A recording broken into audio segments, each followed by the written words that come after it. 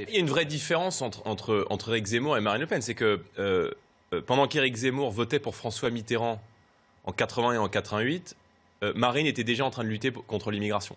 Et je trouve ça un peu suspect, si vous voulez, que... Pourquoi vous dites qu'Éric Zemmour votait en 80 et 88 Parce qu'il l'assumait. Bon, nous, on n'a pas de responsabilité dans la situation du pays.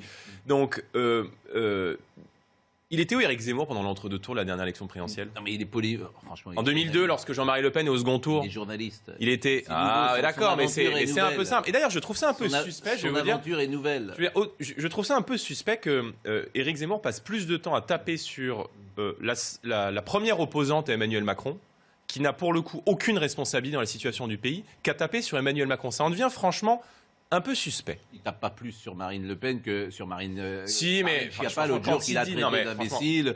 Il tape sur tout le monde. Non, mais Pascal, quand Éric dit Marine Le Pen est enfermée dans un ghetto ouvrier et chômeur.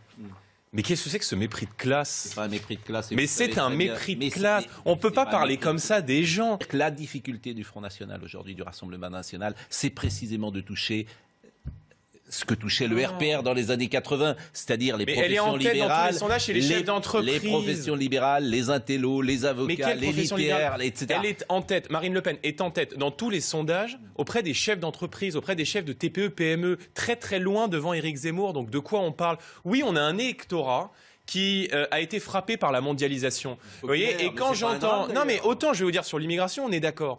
Mais autant sur le social, on est en désaccord. On ne peut pas expliquer que Marine Le Pen est enfermée dans un ghetto ouvrier et chômeur. On ne peut pas expliquer que parler du pouvoir d'achat, que parler de l'urgence du pouvoir d'achat, c'est mépriser les gens. Parce qu'il y a des millions de gens qui sont à 15 € à la fin du mois. On ne peut pas dire cela.